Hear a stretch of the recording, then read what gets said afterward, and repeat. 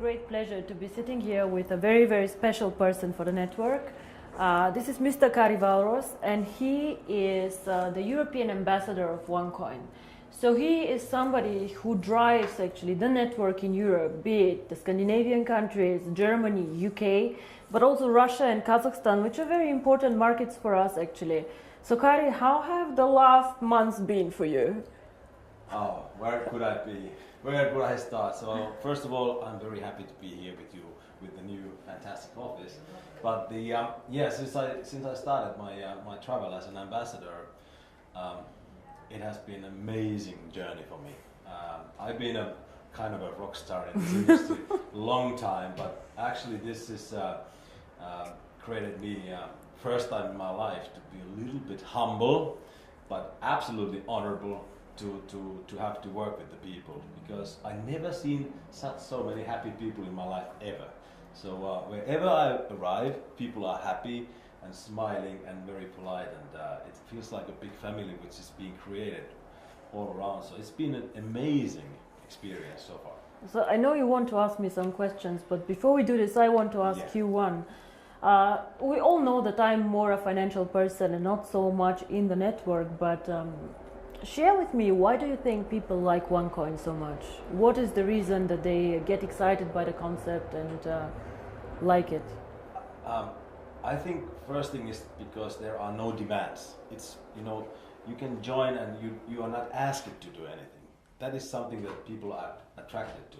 And once they get the right information, which is, by the way, not really available because there is so many wrong information, but once you give them the right information, it's so simple and clear and understandable. And I think because there is no demand and people see that they belong something.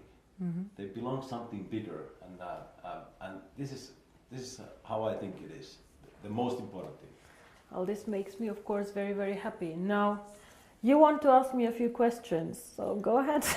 Well, of course, I work basically in Europe and CIS. So, what Europe means to OneCoin? Well, Kari, we started actually. OneCoin was when we started. It was strongest in Hong Kong and in China. So we opened the first office in Hong Kong, and we received huge support from these markets. China is a very, very interesting country. They love innovations, they love cryptocurrency, and they supported us in the beginning very, very much. Then when I speak about cryptocurrency and the users of cryptocurrency, I believe the emerging markets will be the users actually of cryptocurrency, not so much Europe, because Europe is spoiled. If I want to send money from Bulgaria to Sweden, it's very fast, yeah? It goes really, really fast. Or the guys from Germany to UK. It is not that difficult, like, for example, from Singapore to India.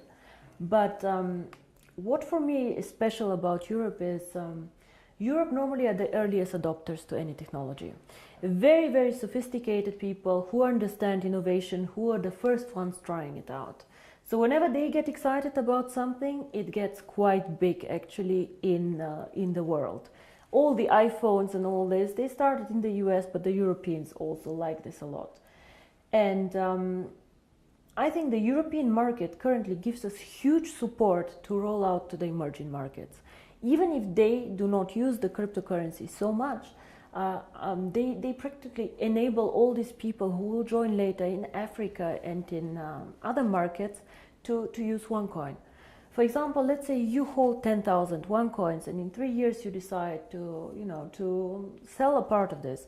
Your buyers most probably will come all from emerging markets, because these people, they do not want to buy the currency as an investment, they want to buy it as a payment system, as a carrier of value. So for example, maybe some Indian person will buy 100 OneCoins from you in Singapore to be able to send this 100 OneCoins to his wife in India. And this is why I think Europe is extremely important. You cannot build a global currency, fast, borderless payments without Europe. We are one of the most developed markets out there, and I have huge support here. A lot of the leaders come from Europe, and I think this is one of the most important markets that we have actually. All right, well, I'm working in an area that is pretty much known as a wealthy area. Europeans are a wealthy country, and also Russia, Kazakhstan, Ukraine, it's really wealthy countries. And they asked me the questions. Well, I know how I answer, but what is it? Because they are limiting the coin sales. So what is your answer to that? That why we are limiting the coin sales so drastically? I see. How they think that, you know, so your question somebody is, wants to sell more right. coins. So your question is, some of us mine coins and they go to the internal exchange, and some of us sell coins and buy coins. Yeah. So as OneCoin, as I say, is 1 year old, first of all. It's not like Bitcoin, it is not a liquid market yet. So it means that there might be a day where we have a huge demand for coin sales or huge demand for coin buying. And this is why we as a company always say buying and selling the coin should never be a reason why you join. The coin actually needs to be used. So we need to have some time, and I say always it's 3 to 5 years until we really manage to have a usability and a liquid market where you can do unlimited sales and buying actually on the market.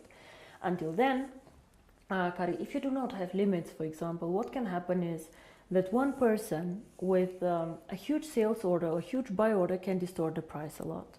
And this is what happens to Bitcoin often. I don't know if you see all this going up, down in a very, very big amount. And this is called volatility, and we do not want to have a very big volatility for our coin. People do not understand how it can be that Bitcoin today is worth $500 and tomorrow only 400 within a day. This is very disturbing, and if you are a merchant who takes Bitcoins, you don't want to have this, because you want to be sure that if you take a Bitcoin today, it will not be valued 20% or 30% less tomorrow. Of course, you're very happy if it's valued 30% more, but it goes both sides. Absolutely, yeah. So cryptocurrency is one of the riskiest assets actually out there. High volatility, low liquidity on the markets. So for us to achieve a high liquidity, we need to work first on the value creation of the coin, on the liquidity, and it will take time. So all these people, why we have created this exchange? We have created it so people can learn to trade it, but it's not a self, the idea is not just that we go buy and sell the coin there, but we wait for the usability of the coin. This coin is very, very young. We have so much way to go, but we have created miracles already. So I'm looking very, very positive into the future. But remember, the internal exchange is demand and supply. So you have to find somebody who wants to sell coins to buy, and the other way around. So the company itself is not obliged to buy back your coins or to sell your coins. If I don't have coins, I cannot sell them. Yeah? And as a company, we do not buy back the coins. So it's always you selling your coins to somebody else or somebody else buying from you. Don't forget also a bit the time differences. When China sleeps, you're awake, and so on. So sometimes, as I said, the market is not liquid and not efficient yet. And then the other question is, which relate to that, is that how is the value created? Now, there are two questions I think inside here. First is what is the value of cryptocurrency, and the second is how do we determine today if one coin is valued €1, €2, or €5? Yes. So we have a concept which is called mining difficulty. And there are calculators out there on the internet for Bitcoin. Everybody can Google them. You just Google Bitcoin mining difficulty calculator and you see how this is calculated. It's a very, very simple thing. You calculate, one is electricity costs for the mining, and the second is computer power. So to mine a coin, you need obviously a computer to do some calculations and electricity to get the computer running. So depending on these two things, the mining difficulty grows or goes down. It goes both ways. It can go up, it can go down. The more miner join, however, the more people who want to mine, the higher the mining difficulty goes, because more of them are in the pools. And this is, of course, what happens to OneCoin. So you can simulate this with these calculators. It's nothing that OneCoin invented. And this is how we today measure the value of the coin. Yeah? So we say if it costs us €5 to create the coin due to electricity, the servers and the computer power, this is what we think is the appropriate price. Of course, it fluctuates up and down based on demand and supply, but always in a corridor actually that we have set. So this is how we determine the price today. And the second question that you had actually is, but one day we go to the open market, so how do we know what is the value of this cryptocurrency? Why is Bitcoin worth $400 and not 1,000 or whatever? And here, in my opinion, there are two things how we determine the value of cryptocurrency. Cryptocurrency is not backed up by anything. We know this. So it's actually worthless. So it's not backed up by gold. It's not backed up by any other asset. OneCoin is not backed up. Yeah? Bitcoin is not backed up. But there's still value inside, and I tell you why. One is, first of all, the brand. Bitcoin currently have a very strong brand. Everybody knows them. They were the first one. Of course, there are always good and bad things about the brand, but they are very well known. Milka Chocolate is a very well-known brand. Procter & Gamble are a very, very strong brand. So the more people joining OneCoin and the more people speaking about OneCoin, the stronger our brand becomes. And this, I think, is something that makes us really a family, because if you go in the network marketing approach and go and sell shampoo, it does not make you stronger if somebody on a sideline sells shampoo. Only your downline makes you happy. But here, if another team makes OneCoin popular out there, this makes also your coin stronger and your team stronger. And this is something very, very special about OneCoin, I think. And so the brand. And we have currently about 2 million paid members. In the database, we have over 10 million people who know about OneCoin. So we for sure have more users than Bitcoin, for sure. We are different, we are in a different system, but there are 2 million people who tomorrow could start using the coin if we want to. And this is great.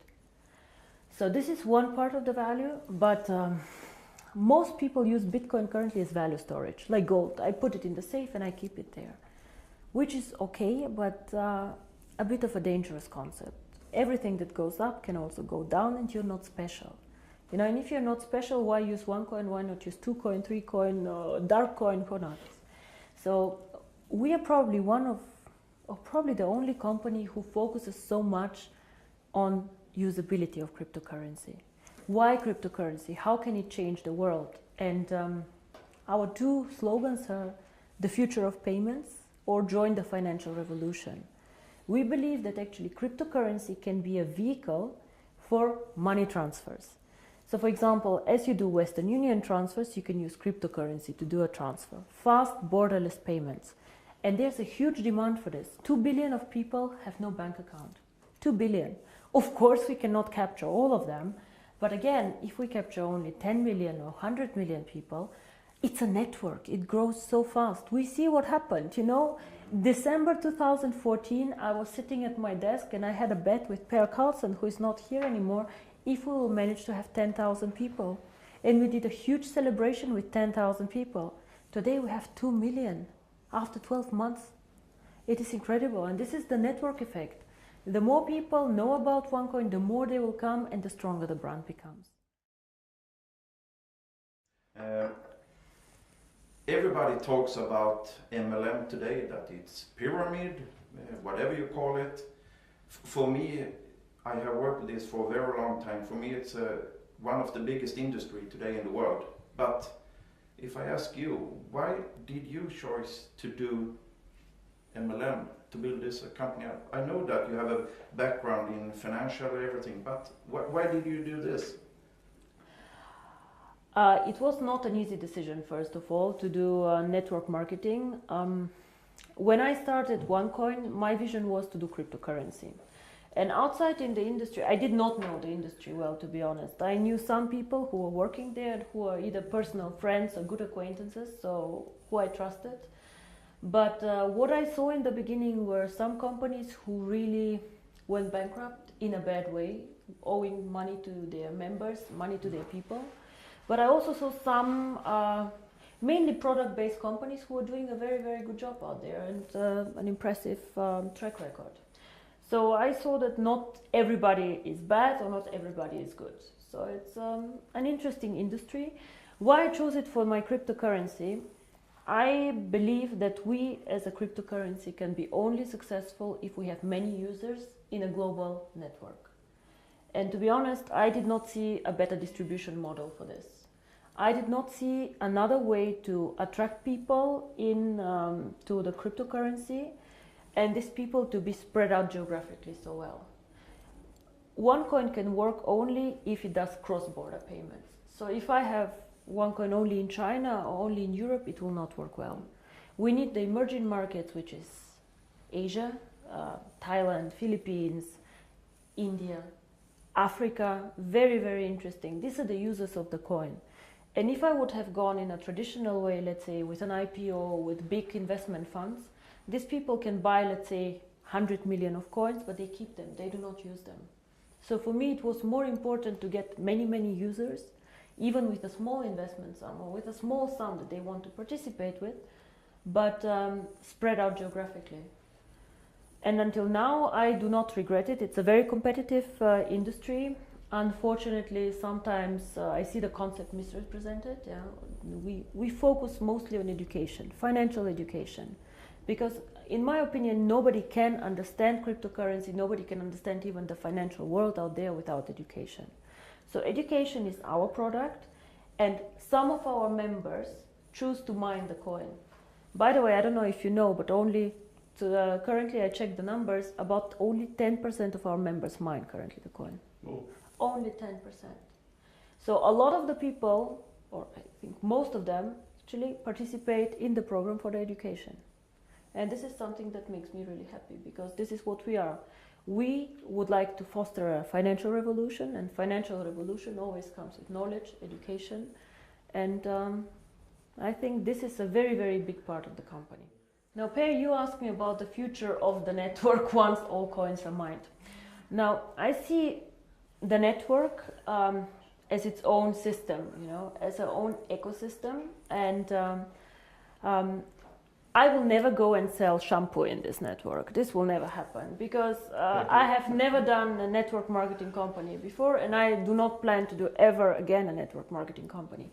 But the network itself is a value. It's a business that you guys are building. And for us, of course, it's also a value, because we can push our ideas through this network, and we can do a lot of things there. So to me, the ideal future of the network is to push, even when all coins are mined, the value of the coin. Be it to attract merchants for the coin, be it to create products who are connected to the value of the coin. And all what this network should focus on is something that somehow enhances the value of the coin. You guys know that we did some acquisitions, actually some networks that joined us. For example, Conligos, OPN. All these networks somehow helped us to build up the coin. Either they had interesting software for us, or they were geographically interested. But we never let somebody join us just because it's good or just because it's more people. We always strategically think of the future of the coin and how to make it stronger.